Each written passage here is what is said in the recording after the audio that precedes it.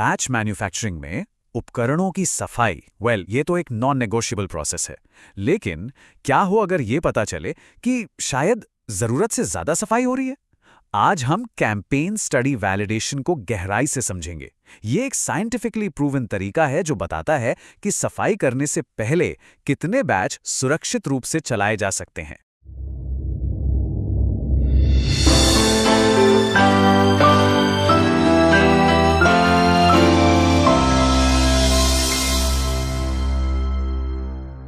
और देखिए, ये सवाल सिर्फ यूं ही नहीं है, इसका सीधा असर बिजनेस की बॉटम लाइन पर पड़ता है।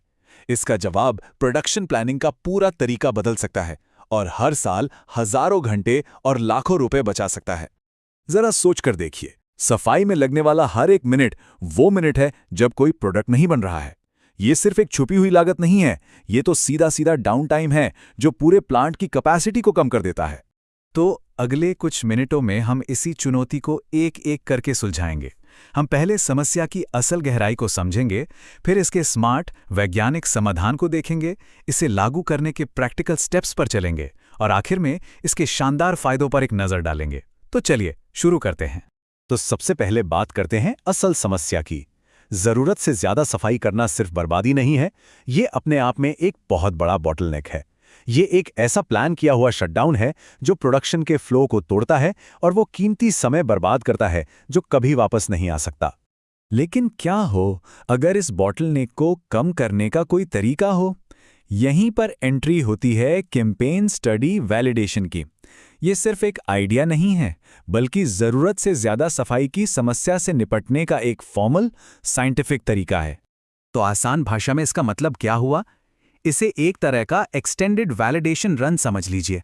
मतलब हर एक बैच के बाद सफाई करने के बजाय एक ही प्रोडक्ट के कई बैच एक के बाद एक चलाए जाते हैं। हर एक बैच के बाद सफाई के पारंपरिक मॉडल को छोड़कर यहां हम कई बैचों को एक साथ चलते हुए देखते हैं, जिसके बाद सिर्फ एक बार पूरी तरह से सफाई की जाती है। और मकसद बस इतना है कि साइंटिफिकली ये साबित किया जा सके कि ऐसा करना पूरी तरह से सेफ है और इससे प्रोडक्ट की क्वालिटी पर कोई असर नहीं पड़ता। अब इस पूरी स्टडी की सफलता का सारा राज एक सही स्ट्रैटेजी में छिपा है, और वो है सही प्रोडक्ट चुनना। यहां बात सबसे आसान प्रोडक्ट को चुनने की नहीं है, बल्कि अपनी सबसे बड़ी चुनौती यानी अपने वर्स्ट केस सिनारियो को पहचानने की है।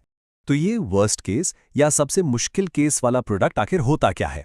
सोचिए उस प्रोडक्ट के बारे में जिसे साफ करना सबसे मुश्किल है, शायद इसलिए कि वो सतहों पर चिपक जाता है, या वो जो सबसे ज्यादा पावरफुल या टॉक्सिक है, या फिर वो जिसमें माइक्रोबियल ग्रोथ का खतरा सबसे ज्यादा हो। अगर इस हैवीवेट चैंपियन के साथ अपनी प्रक्रिया को वैलिडेट कर लिया तो रेगुलेटर्स को भी ये भरोसा हो जाएगा कि यही प्रक्रिया बाकी आसान प्रोडक्ट्स के लिए भी काम करेगी।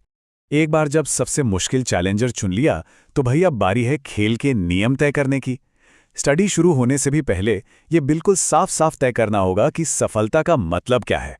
इन रूल्स को सेट करने से भी पहले एक प्रॉपर रिस्क असेसमेंट करना ये सबसे ज्यादा जरूरी है। सवाल पूछने होंगे, अगर हम सफाई में देरी करते हैं तो क्या क्या जोखिम हो सकते हैं? इसमें यह देखना होगा कि अवशेषों के जमा होने की कितनी संभावना है, माइक्रोबियल ग्रोथ का कितना पोटेंशियल है, और इक्विपमेंट के लिए एक मैक्सिमम डर्टी होल्ड टाइम क्या होना चाहिए। ये वो क्राइटेरिया है जिन पर कोई समझौता नहीं हो सकता, मतलब कोई कॉम्प्रोमाइज नहीं। इक्विपमेंट आंखों से देखने पर बिल्कुल साफ होना चाहिए। कोई भी केमिकल अवशेष मैक्सिमम अलाउएबल कैरीओवर यानी MACO की तय सीमा से नीचे होना चाहिए।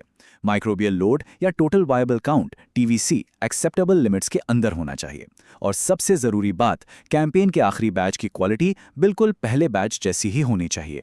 ठीक है, तो अब समय है इस थियरी को एक्शन में बदलने का।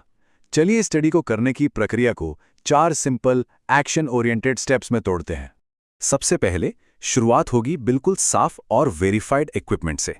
फिर तय संख्या में बैच बनाए जाते हैं।